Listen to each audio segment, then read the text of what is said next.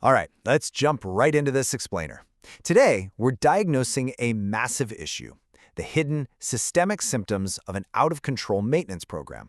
And more importantly, we're laying out the exact treatment plan to fix it. If you've ever felt like your facility is running you instead of the other way around, well, you are absolutely in the right place today. Here is our roadmap for today.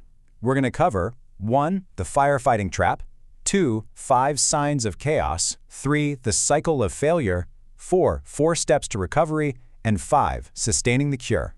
Let's get right into it. Part 1. The firefighting trap. So, is your maintenance actually managing you? Think about the daily reality for an overwhelmed operations director. You probably feel like you're literally just putting out fires all day long, right? It's a phenomenon perfectly described as the firefighting trap. Now, industry benchmarks from the Society for Maintenance and Reliability Professionals set a very strict target here. A healthy system spends less than 20% of its maintenance hours in reactive mode. That is the gold standard. Less than 1/5 of your time should be spent scrambling to fix unexpected breakdowns. But here is the stark reality check. While healthy organizations sit comfortably under that 20% baseline, failing organizations operate way up in the 60 to 80% reactive zone. It's wild. The mechanics of this are brutally simple. A breakdown happens, it immediately replaces whatever was planned for that day, and then the next failure pushes planned work even further out. Within weeks, the backlog gets so massive that the team honestly just stops trying. This causes incredible decision fatigue for supervisors, who end up spending all their mental energy prioritizing emergencies instead of actually improving the system. Firefighting becomes your normal way of working, but make no mistake, it is not normal. It's a symptom.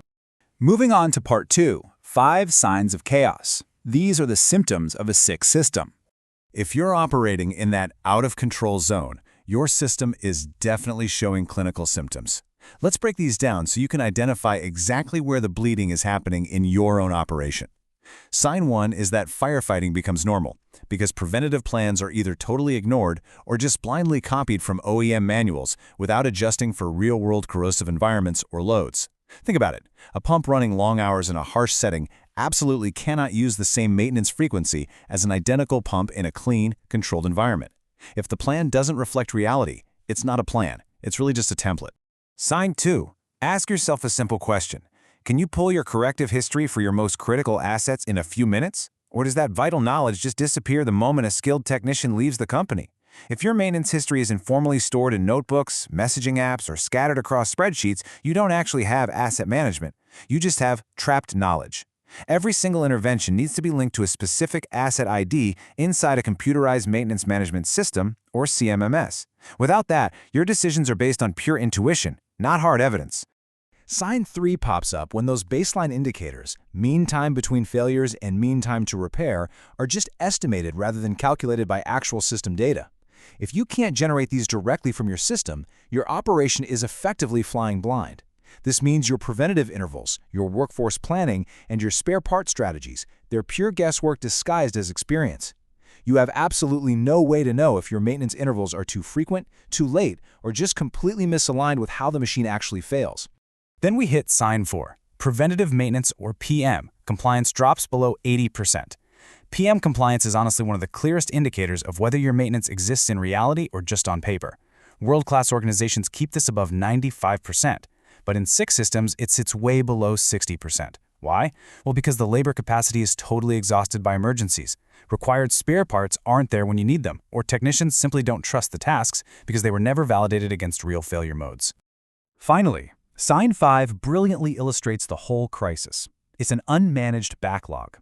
A healthy queue of planned work is stable at around 2 to 4 weeks, meaning you have a controlled pipeline of work ready to go. But an out-of-control system continuously grows past 8 weeks, or worse, the size is entirely unknown. This happens because unplanned emergencies constantly displace scheduled tasks. Your incoming work is drastically exceeding your completed work week after week. Which brings us to Section 3, the cycle of failure, a compounding disease. Here is why all of this matters so much. These 5 symptoms don't just exist in isolation. They actively feed off each other in a dangerous downward spiral. Notice how they build sequentially. High reactivity ruins your data because everyone is rushing just to fix the immediate problem. That poor history blocks your ability to calculate MTBF. Without MTBF, your preventative maintenance intervals are literally useless guesses. Those bad intervals lead directly to low compliance, which inevitably results in more breakdowns and a crushing, ever-growing backlog. It's a vicious, closed-loop cycle of failure. Okay, Section 4. 4 steps to recovery. Let's look at the treatment plan. The good news is there is hope. Recognizing the disease is only the first part, right? Curing it requires a concrete sequence and intense discipline.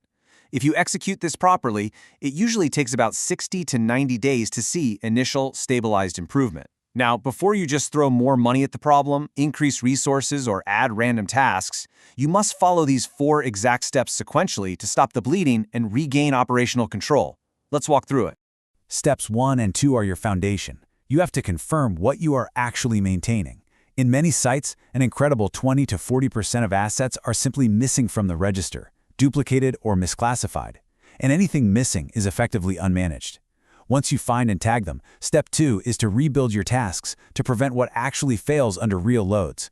Stop copying generic OEM manuals that over-maintain some parts and under-maintain others. You've got to look at the real-world failure modes. And this leads us perfectly into steps 3 and 4, which are all about data discipline. To enforce this recovery, closed work orders must require strict drop-down data. No more free text guessing. We're talking mandatory fields, asset ID, failure code, root cause, and labor time. That structured data then directly feeds into step 4, your weekly forward-looking KPIs. Instead of looking backward at last month's breakdowns, planning and supervision need a short, structured weekly rhythm. Review leading indicators like PM compliance, reactive share, and the backlog trend to detect drift before it becomes a massive failure. Finally, Section 5. Sustaining the cure. Long-term management. Getting healthy is one thing, but staying healthy is another entirely. Manual systems and spreadsheets will inevitably fail at scale, meaning you need a systemic enforcer to maintain your operational health. Dedicated CMMS platforms like ManWinWin enforce the exact discipline needed here. They automatically generate your PMs to track compliance. They link every single intervention to a strict asset hierarchy. They automatically calculate those vital MTBF and MTTR metrics directly from your real work order data rather than relying on guesswork. And they provide live dashboard visibility to your planners, so backlog growth is exposed instantly. The system becomes the enforcer, ensuring the chaos never returns. So take a hard look at your diagnostic data today. Look at those backlogs, look at your reactive share, and ask yourself this. Are you managing your maintenance, or is it managing you? Is it time to finally stop firefighting and start taking systemic control of your facility's health? The diagnostic is crystal clear, the treatment plan is right there in front of you. The only question left is, when are you going to decide to take control?